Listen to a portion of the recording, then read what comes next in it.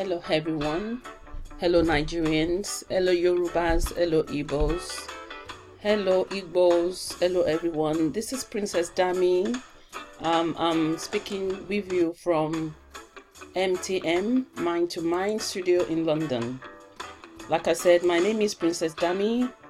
Welcome to my show. Thank you for tuning into my channel. Please do subscribe to my channel.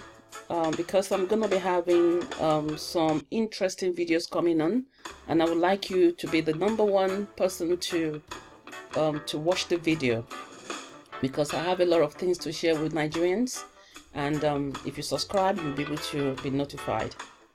Today, the title for my program for today is Why Yoruba and Igbos Must Unite.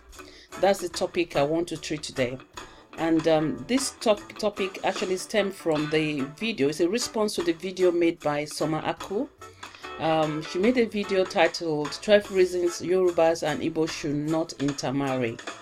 So I want to address some of the things she said in the video by actually letting Nigerians know why Yorubas and Igbos should intermarry, and why Yorubas and Igbo should actually unite. Okay, I'm gonna take it from the information, or from the information I got from newspaper about Tinubu. I want to reject Tinubu's assertions about the Igbo people or the Igbo people. Tinubu is very wrong to have said that the Igbos should leave the Yoruba land. That notion is very, very wrong, and it's too big for his mouth.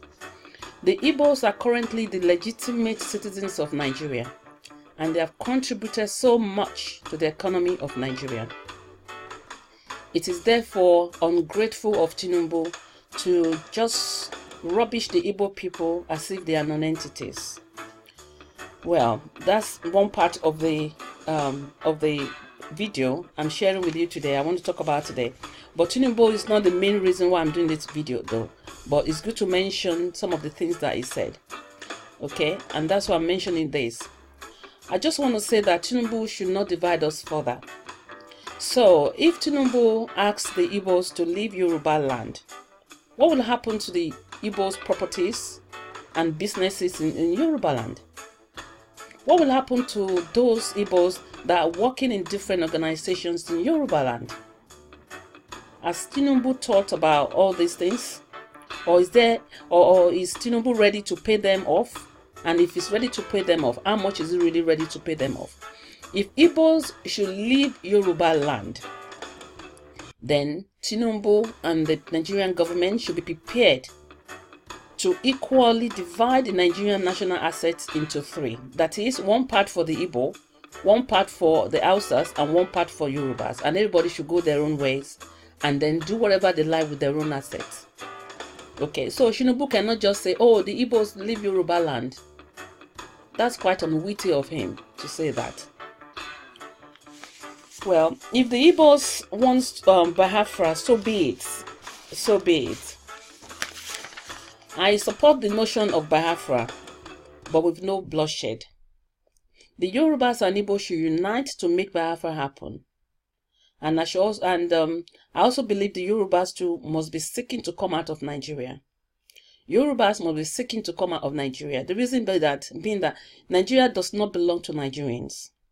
Nigeria is not being controlled by the Nigerians. Nigerian constitution is exclusive of Nigerians.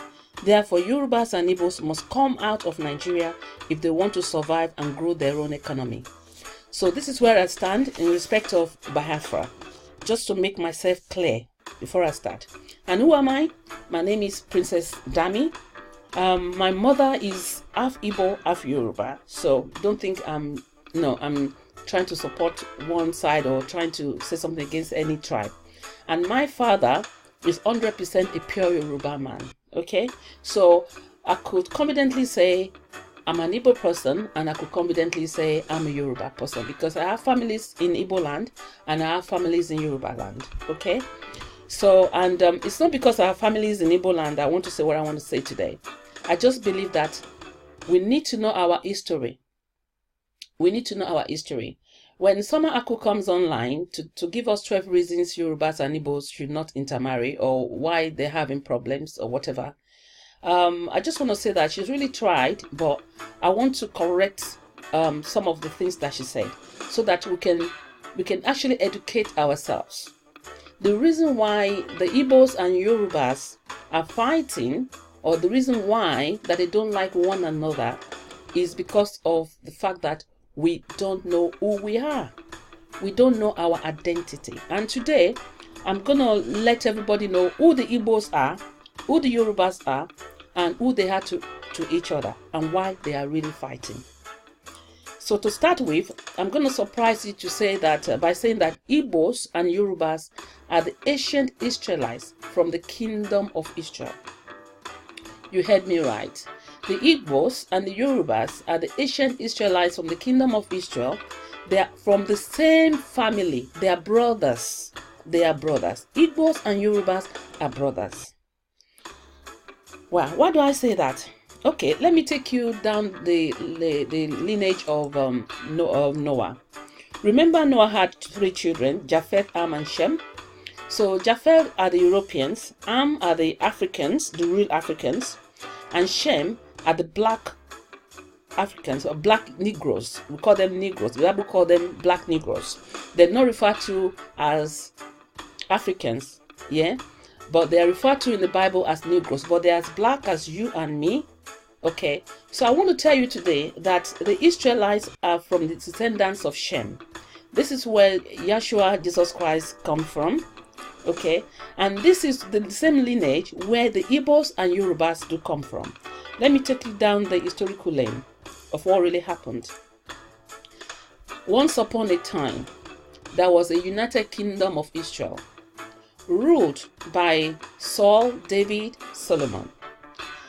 Saul was the first king in the kingdom of Israel, and then David came on board, and after David we have Solomon. At that period in time, they were called the United Kingdom of Israel. They were united, the 12 tribes of Israel, which are like the 12 brothers, they were the ones that actually created the kingdom of Israel. Remember when they left Egypt, they were enslaved in Egypt. So Yoruba and Igbos, they've been having problems a long time. They were enslaved in Egypt for over 400 years. And God sent Moses to them to free them from the hands of Pharaoh. And then when they left, God said to them that He's going to give them a promised land, and then they should go and conquer the land of Canaanites. And they went there, they conquered the land, and they became, and then they started to live in Israel. God changed the name of one of the tribes of the 4 into Israel. I mean, sorry, one of the names into Israel rather. I think it was Jacob but no, it's not Jacob, it was Isaac. I think Jacob. It was Jacob that God changed his name to Israel, if I'm not mistaken. You can check that again. Anyway, God changed his name to Israel, and he had 12 sons. So the 12 sons became the 12 tribes of Israel. All right. So they were living in Israel. So after the death of Solomon, yeah, actually before the death of Solomon, there was one of the tribesmen called Jeroboam. Jeroboam was like a right-hand man of Solomon. It was like the PA, the right-hand man, so he knows everything about Solomon. He was, doing all the administration with Solomon. Solomon trusted him so much, so he knew so much about Solomon, but they were all the same family.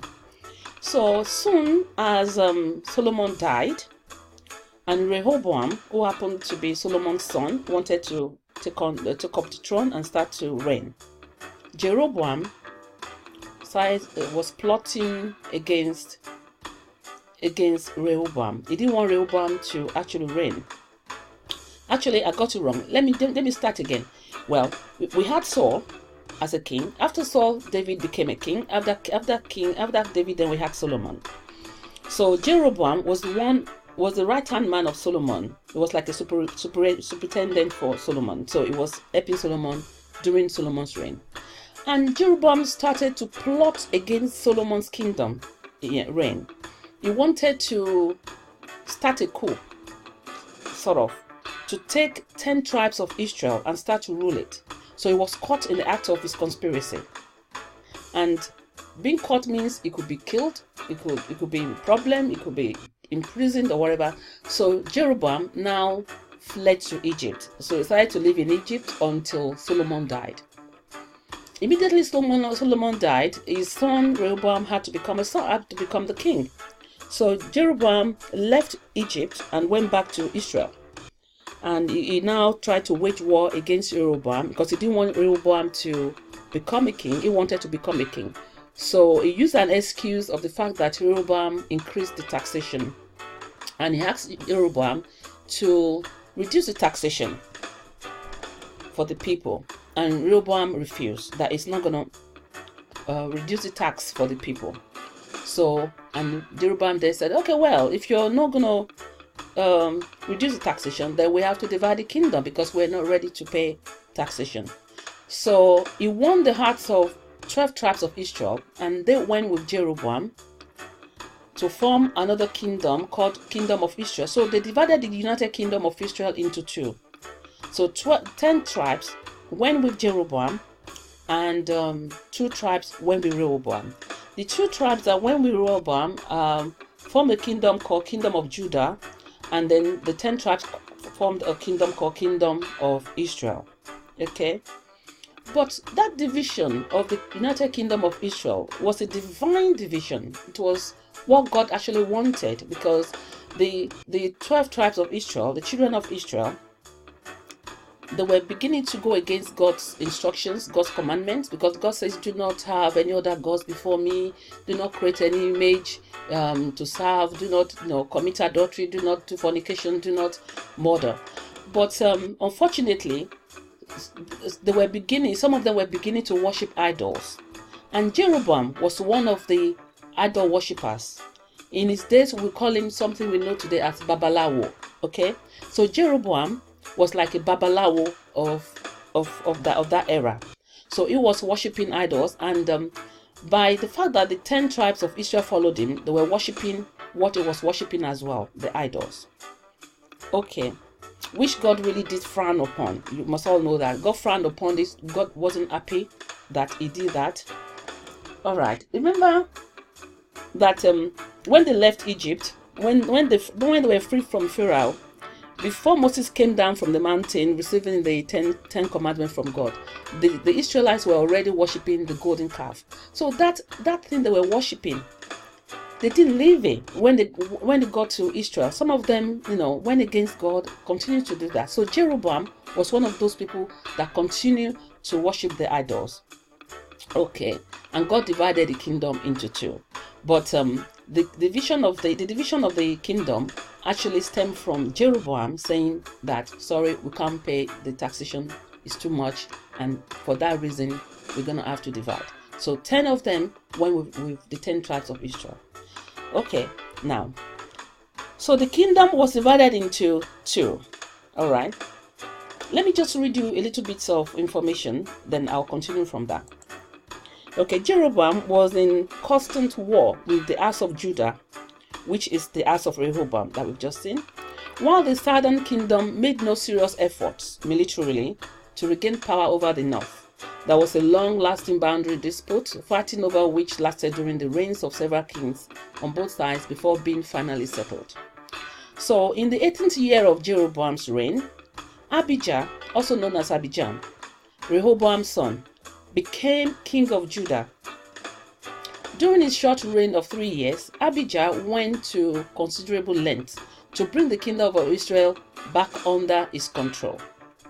So what happened is, the son of Rehoboam, Abijah, wanted the kingdom to become one again, wanted the family to become one again, because he didn't want the division. Can you imagine? Okay, they've only got 2 tribes, and Jeroboam has got 10 tribes. So Jeroboam got too many tribes to himself, while Rehoboam had just 2. So Rehoboam's son, Abijah, then waged war against Jeroboam. He waged a major battle against Jeroboam in the mountains of Ephraim. According to the book of Chronicles, Abijah had a force of 400,000 people, and Jeroboam had 800,000. The biblical sources mention that Abijah addressed the armies of Israel, urging them to submit and to let the kingdom of Israel be whole again. But his plea fell on deaf ears. So Abijah then rallied his own troops with a phrase which has since become famous, like God is with us as our leader. So the biblical account states that his elite warriors fended off a pincer movement to wrap Jeroboam's troops, killing 500,000 of them.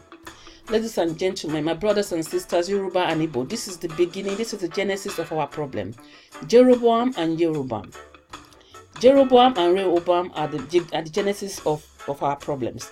Jeroboam and Rehoboam, they are our ancestors because we are the children of Israelites. Okay, so some of us were supporting Jeroboam and some were supporting Rehoboam. So Jeroboam was crippled by a severe defeat to Abijah and posed little threat to the kingdom of Judah for the rest of his reign. As you can see, the name Jeroboam, as you see the J, there was no letter J in those days. The letter J was invented about 400 years ago. So the letter J was actually letter Y. So if you look at how the Hebrew people would write and actually pronounce Jeroboam, is Yarabam. So the Yarabam, which sounds much like Yoruba, you know. Anyway, let me continue. So some of us supported the Jeroboam and some supported Rehoboam, but eventually there was war. The son of Rehoboam, Abijah, waged war against Jeroboam and he won. Can you imagine? 500,000 of the kingdom of Jeroboam were killed. So invariably, what that means is we brothers who were fighting one another, we killed one another because of the struggle or battle for throne.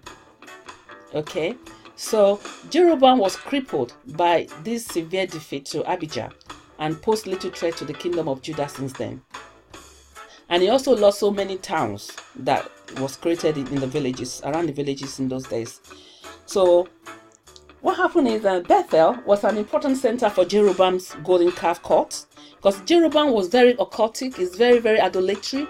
As you can see today, the Yoruba people are very, very idolatry. Those were the ones that actually followed or supported Jeroboam, because everyone that supported him were into idolatry, you know, worshipping false gods, worshipping all these images that you see today in Yoruba land. So, but as you can see, the ones that followed Rehoboam are just two tribes. Let me show you. They're just two tribes. Yeah. If you look over here, this is the southern kingdom called the kingdom of Judah. Only two tribes that followed Rehoboam were the Judah tribe and Benjamin tribe. The Judah tribe is made up of both the Yoruba and Igbo, yeah, and then and Zulu people as well. Some of them have dispersed into other African countries as well, but in Nigeria, they are the Yorubas and the Igbos. Then the tribe of Benjamins are basically Yoruba people as well. So when you listen to the Igbos say, "Oh, we're Igbos, we're Igbos," Igbos actually comes from the word Igbo. When people, it's the way they pronounce it in Yoruba in Nigeria that makes it turn to like Igbo. They're Igbo. Okay, so the Judah people, they're the Igbo. Every one of us, we're all Hebrews because the kingdom of Israel was called the Hebrew. They were called Hebrew. All of them were Hebrews. But because of the division of the kingdom, they divided themselves into two parts. So the Judahs were mainly, basically, the Igbos were the ones that followed Rehoboam, and majorly the Yorubas follow the Jeroboam. And I think the word Yoruba came out of the word Jeroboam. Okay. As you can see from this table, historically now, the tribe of Dan are majorly, as some of them are like the Yoruba of today, the Dahomey people of today, yeah, and the tribe of Gad are the Ghana people of today and the Igbo people of today as well. So as you can see, some people that are like Igbo of today, they supported Jeroboam as well, and some supported Judah. So everyone supported whoever they wanted to support, but Jeroboam had the majority. He had 10 tribes to himself.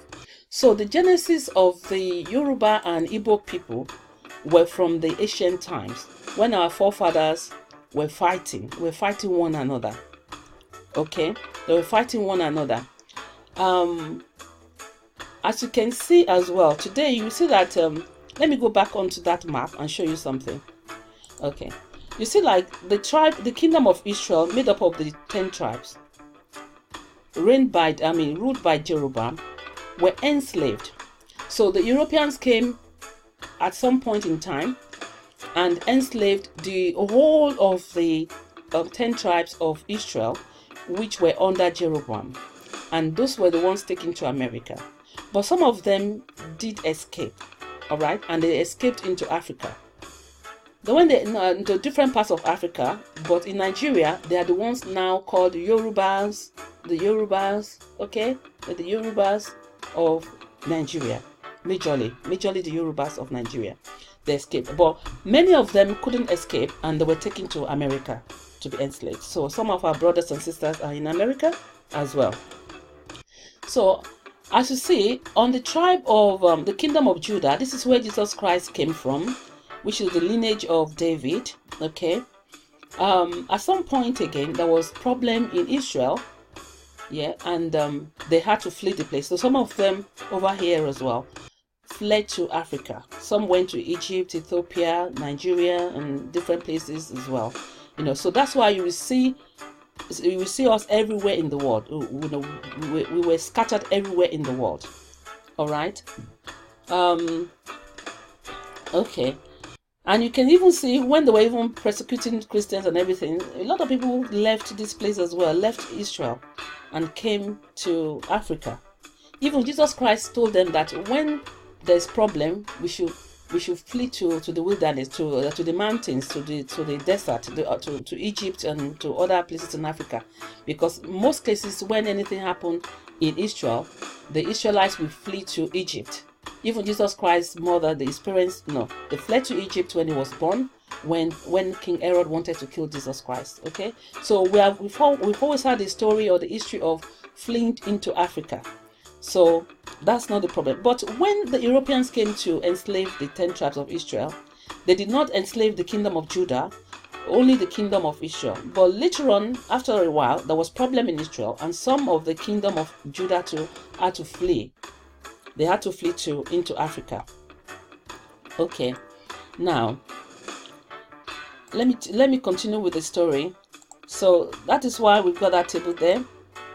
Now, from the analysis we've seen so far that from the biblical account of Rehoboam and Jeroboam, we can see that both the Igbos and Yoruba share the same ancestors, and they both belong to the kingdom of Judah or the kingdom of Israel before Jeroboam started his political war with Rehoboam, which led to the split of the Israelite kingdom into two, Judah and Israel. So our war that we have amongst us had started from that time, from our forefathers Rehoboam and Jeroboam. That is when we started to hate each other. So some group went with Jeroboam, some went with Rehoboam, yeah, and we began to hate one another. So our parents will tell us stories, oh, don't go there, don't mix with them, they are not good. And the reason being that the Rehoboams were of God. They were worshiping God because they are the tribe of Judah and Benjamin. They held on to God's commandments. They were not doing idolatry, they were not doing juju, they were not doing babalawo. But Jeroboam was doing babalawo, was doing all this idolatry. As you can see in Yoruba tradition today, culture, there's so much into idolatry. Even when they say they go to church, they will still go and do juju on the side. Okay, so that thing has started since day one, since that time. And because the one that are with God, the Rehoboam's team, they don't want to mix babalawo, idolatry with God, because they know the consequence. And you can see the ones that actually followed or supported Jeroboam, the 10 tribes, they were enslaved. That was why they were enslaved to America, because they were not adhering to the 10 commandments of God. They were not adhering to God's instructions and commands. Okay, so Jeroboam was the genesis of those ones in America and those ones that fled into Africa. It was the genesis of their problems, because it was so much occultic, it was into idolatry, it was doing so many things that God did not want.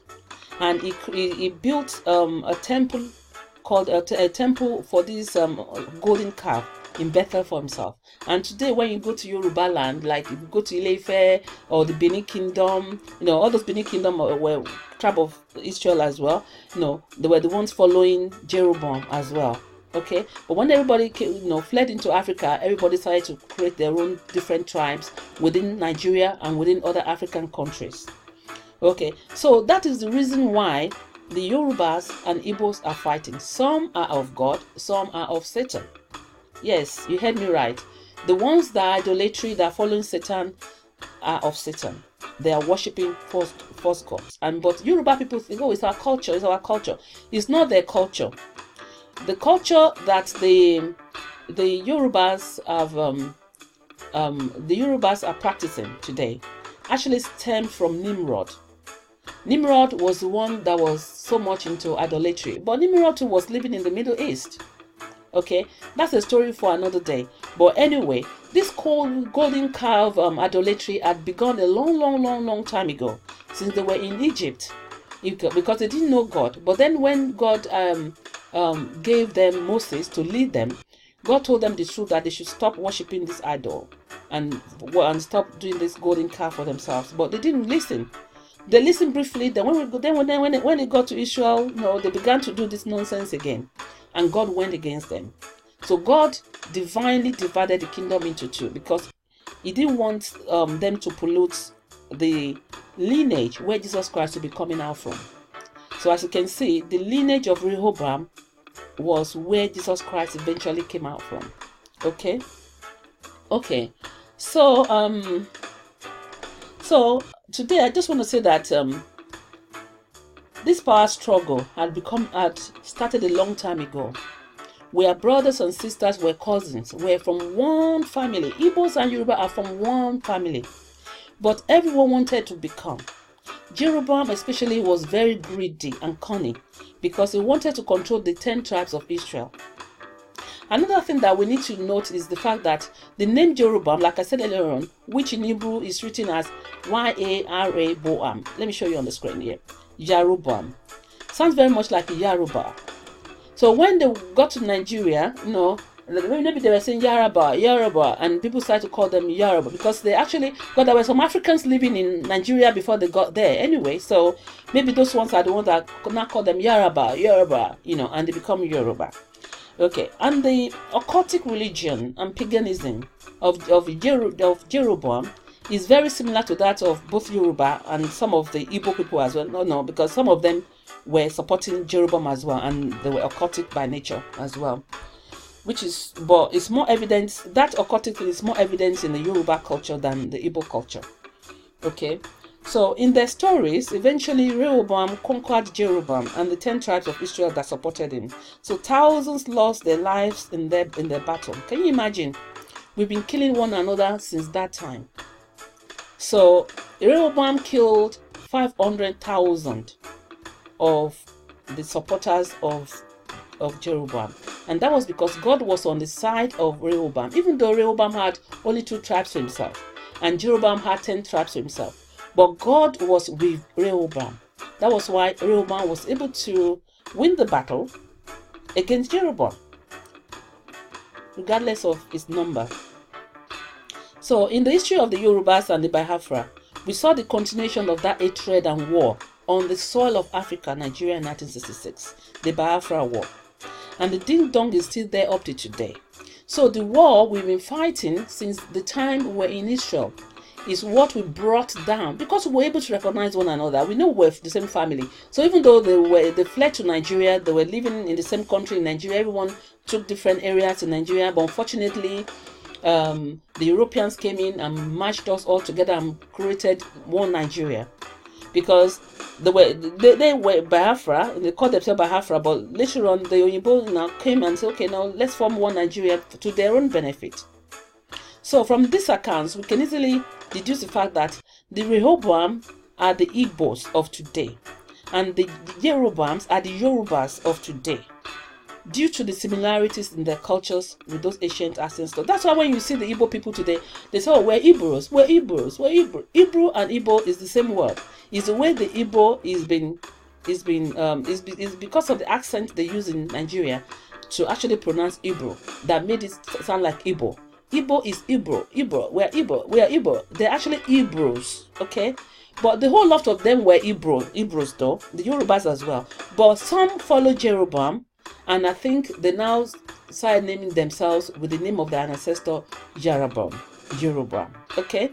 However, the very sad thing remains that they are both brothers and cousins, and we're all cousins, we're all brothers. Our fathers and ancestors were brothers. Okay, they were brothers, and now we have cousins amongst us, from the same family of Shem, except for some people actually came from Nimrod as well. They're descendants of Nimrod that came into Africa, that were in Africa, and some of them were like practicing what Nimrod was practicing, because Nimrod used to be a king in the Middle East in those days. Okay, so, and it was very idolatry as well. So some took to his idolatry lifestyle or idolatry religion. Well, so what I want to say here is that the Yorubas were from the tribe of Dan, the Yorubas who were from the tribe of Dan and who stayed on the side of Jeroboam are still holding grudge against the Igbos from the tribe of Judah who were supporting Rehoboam and vice versa.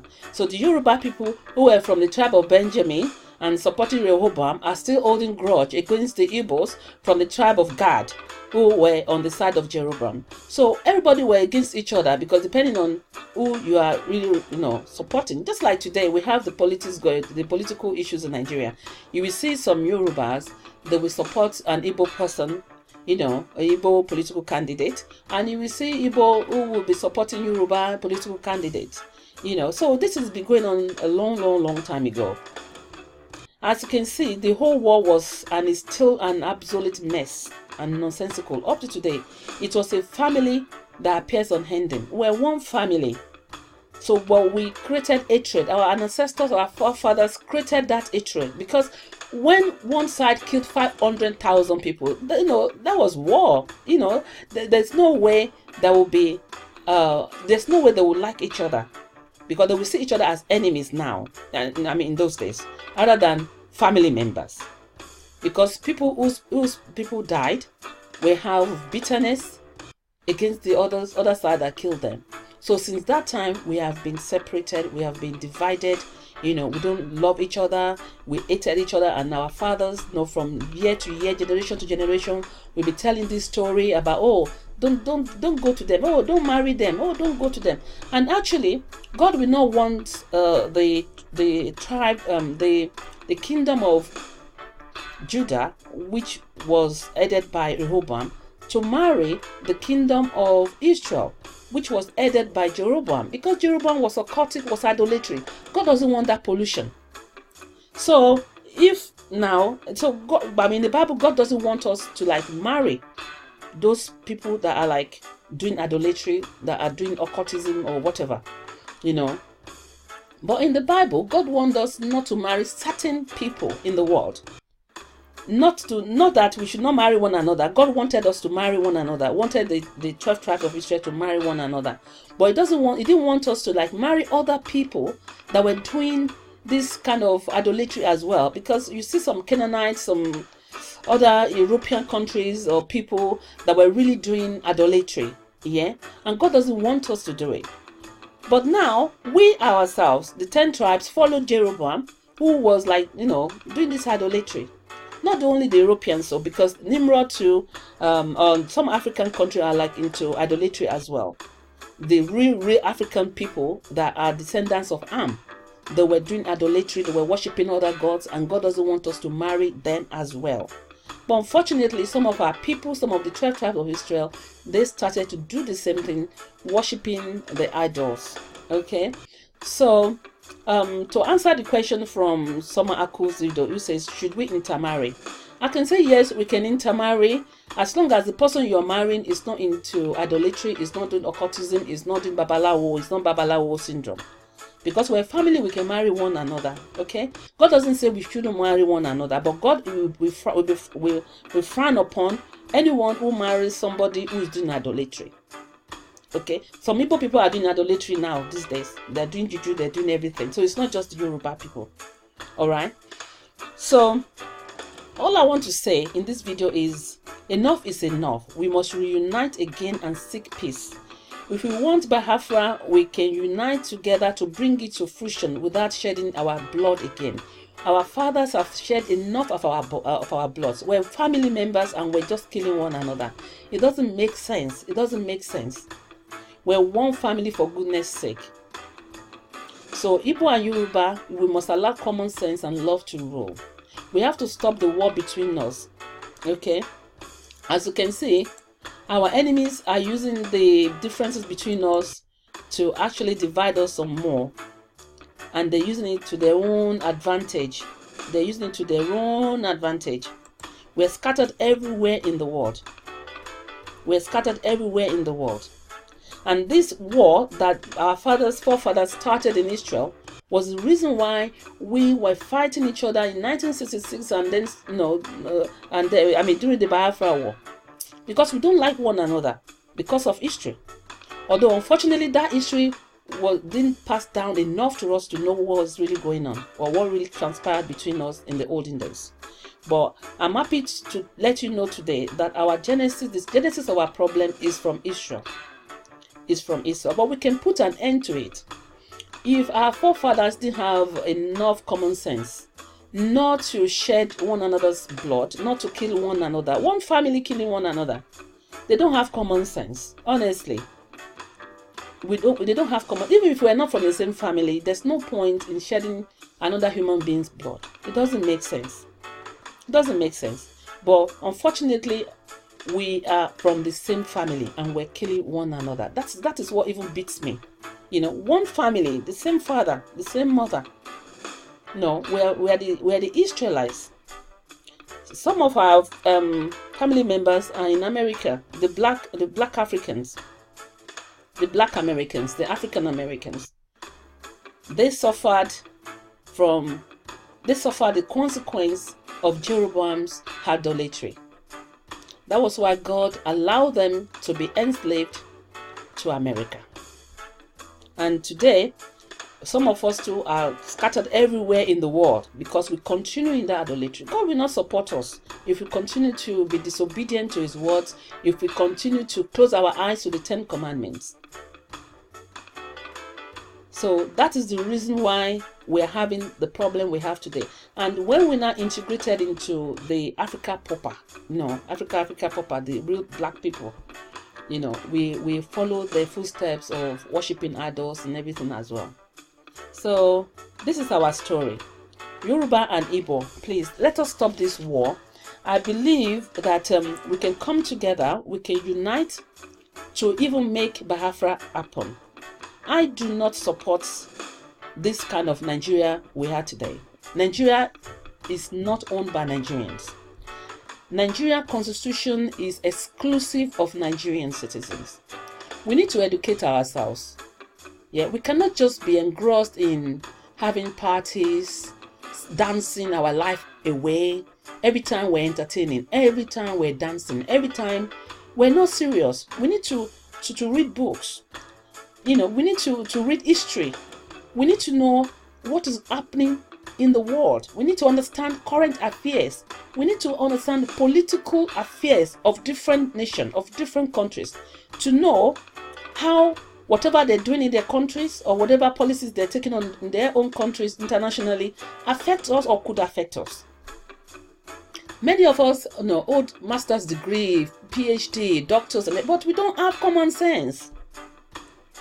We don't have what it takes to make a nation, to rule a nation, to make a nation effective. We are so much engrossed in me, my own. Until we unite, nothing good can come out of Nigeria until we unite. Enemies will continue to use us as prey for their own benefit. They will continue to use us as prey for their own benefit. People internationally are watching us everywhere. Our downfall is to their own profit. Honestly, the more we fall, the better for them. The more we fight and shed our own blood, the better for them. So we need to understand this. Igbo, you don't need to fight Yoruba, and everybody must shut Tinubu's mouth up when he says Igbos are dangerous. Since when have Igbos become dangerous? Tell me, Tinubu, since when? Igbos contribute a lot to Nigerian economy. They contribute a lot, and they're very hardworking people. So you cannot just say, oh, Igbos are very dangerous. Where is that coming from?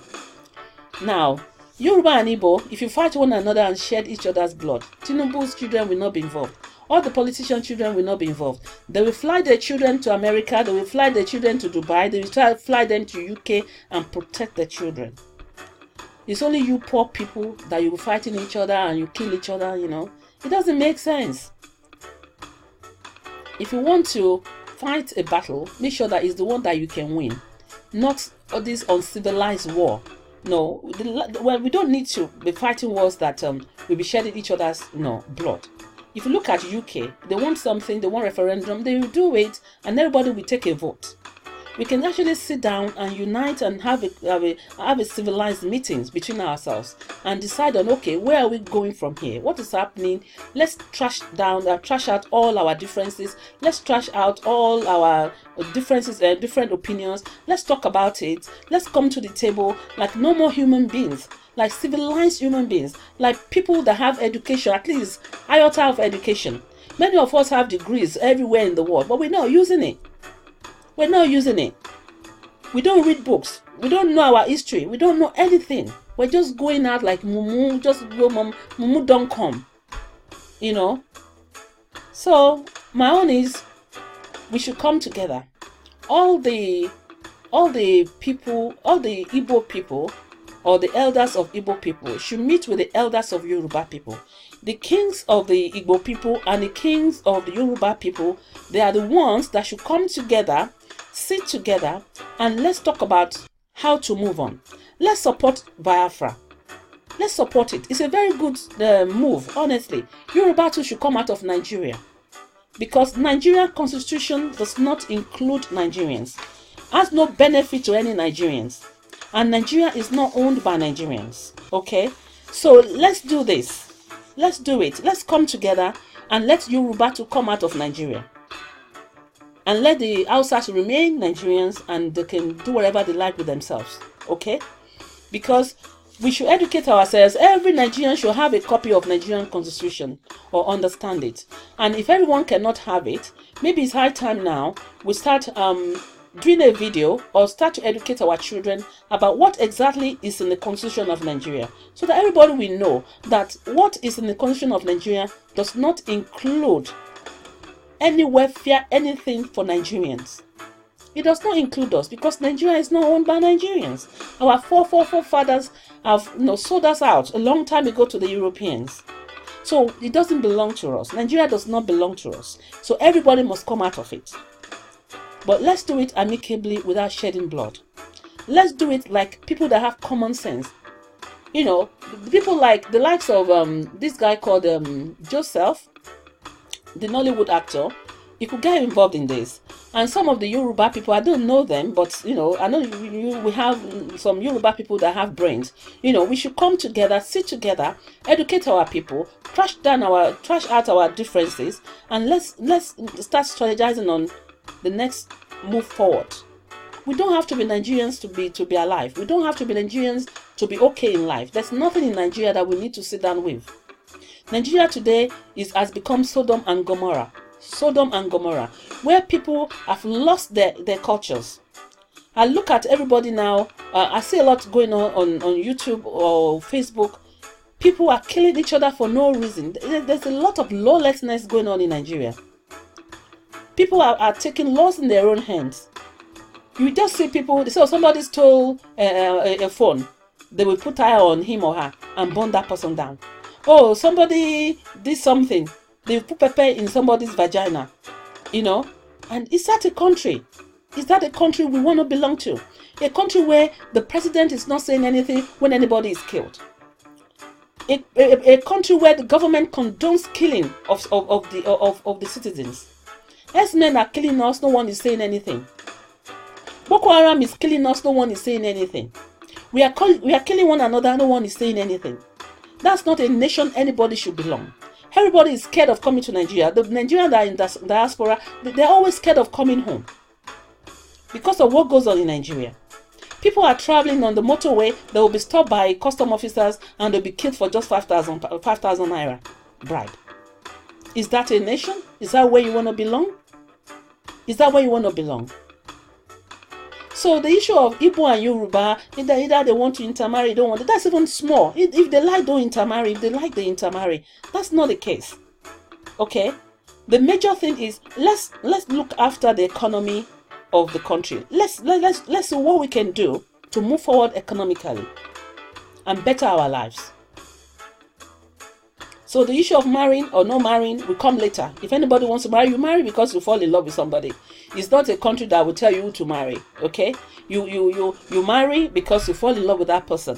So if you don't fall in love with that person, then you don't marry the person. So love dictates who you marry. Anyway, so that is just a small case out of all these things we're talking about. So we should not allow the politicians to divide us some more. They have a lot to benefit. Some politicians are the Judas of Nigeria. Some politicians are Judas of Nigeria. They have sold Nigeria out. When Buhari went to America to sign something with Donald Trump, did you know what he signed?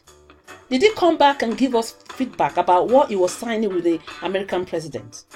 And what do you think American president wants to do? What kind of business do you think the American president or now Americans want to do in Nigeria? It's all to do with resources of Nigeria. And we have these, and by the time the Nigerian government, the so-called Judas, yeah, by the time they're giving some money, bribes, they sell Nigeria out. They go and sign anything internationally. And we all just sit down like, Mumu, don't come. Mumu. Buhari is not telling us anything. He doesn't communicate with us. He doesn't talk to anybody. And because he condones Boko Haram, he condones herdsmen, and that's the reason why other people are beginning to take laws in their own hands, and they think they can kill anybody for free. People are killing people for free. Nobody is being prosecuted. Nothing is happening. Is that a nation? Is that a place we call our own country that we want to belong to? Please, let Biafra happen. I'm a Yoruba person, Yoruba person, even though my mother is half Igbo, half Yoruba. So I still have families in Igbo land. I have families in Yoruba land. I love you both. I love my people. I don't want anyone to die. I don't want anyone to kill anybody. Okay? There's no point killing. There's no point. Anybody who kills will go to hell. Anyway, if you kill on this earth, you will go to hell. You will be born in hell forever and ever. Nobody will save you. And Christ is coming back soon. If you like it or not, it's coming back. When he comes back, he will deal with everybody. He will deal with everybody. Okay? He will deal with everybody according to the works of your hands. So, this video is just about to let you know the genesis of the problems between the Igbos and Yorubas, why they are always fighting. All these excuses raised in Soma Aku's video, the 12 reasons why the Yorubas and Igbos are fighting, the mentioning of things like, oh, your food is not good, or you eat amala too much, or you do parties too much, or you do juju too much, or whatever, you know. Those are just flimsy excuses because we don't know who we are, we don't know our history, we don't know our identity, and we just pick little things that we can pick against one another. But the genesis of our problem was Jeroboam and Rehoboam. Rehoboam was not the problem, but Jeroboam. But Jeroboam caused problem, and then Rehoboam fought him real good. So we divided. Some went, supported Rehoboam, and some supported Jeroboam.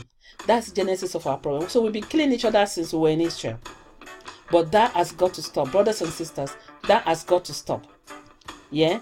If anybody wants to talk to me about this, I'm happy for us to come together. If you want to respond to me reasonably, like a civilized person, and you want us to have meetings, to coordinate the meetings between us, to make things happen, we might start in UK. We might start it from UK or Nigeria. We can have different branches of these meetings everywhere in the world. In America, let's call each other together to table. Let's trash it down. Let's see how to strategize about moving ourselves forward. I don't want to say move Nigeria forward now. At least move ourselves forward, because Nigeria does not belong to us. It doesn't. Everyone must go and read the Constitution of Nigeria, what it entails. So when you say our politicians embezzling money, it is there. They were just agents for the owners of Nigeria. Nigeria belongs to the Europeans, and I think everybody should know this by now. Okay, and when we kill ourselves, it's good for it benefits those who really owns the country. The more divided we are, the better for them. The more divided we are, the better for them. So please don't kill yourselves for nothing's sake. It does. Anybody who kill himself or kill others, you know, you just do it for nothing, because it's not going to solve anything. And good enough now, people who owns the world, they want to depopulate the numbers of people living in the world. So it's good for you to kill each other, because it's good for their agenda. So you make sure that if you kill one another, you just help them to achieve the agendas of depopulating the numbers of people in the world. So it doesn't make sense. So please, let's make God proud again, because we are the chosen ones. God was proud of us. He made us the chosen one. The 12 tribes of Israel were the chosen people of God. So if we stop doing idolatry, if we stop fighting one another, if we stop being envious of one another, then we become God's people again. We make God proud again. So please, let me tell you this. Either you think you are Israelites or no Israelite. If you do wrong, when Jesus Christ comes, it's not going to take you to heaven. You're going to hell straight. Hell fire. So if you say you're chosen one and you think that's the reason why you go to heaven, you will not go to heaven, because heaven will not contain stupid people, will not contain idolatry people, will not take murderers in. So you need to know that. You need to do that. So I believe I've addressed this issue about should we intermarry or should not intermarry, and I've told you now the genesis of the problems of Igbo and Yoruba. We're brothers and sisters. Let's stop shedding one another's blood. Let's stop the genesis of our problems that was created by Jeroboam. Okay, kindly subscribe to my channel, because I have other videos that are coming out pretty soon. Even tomorrow, there's another video coming out tomorrow. That'll be coming out tomorrow. You know, that will be addressing the disaster that is happening in South Africa right now, the flood that is coming, that happened in South Africa, and other issues. Please subscribe to my channel so that you'll be notified when that video comes out. Okay, thank you for watching. My name again is Princess Dami, and I'm making this video from MTM Studio in London. Thank you for watching. Bye for now.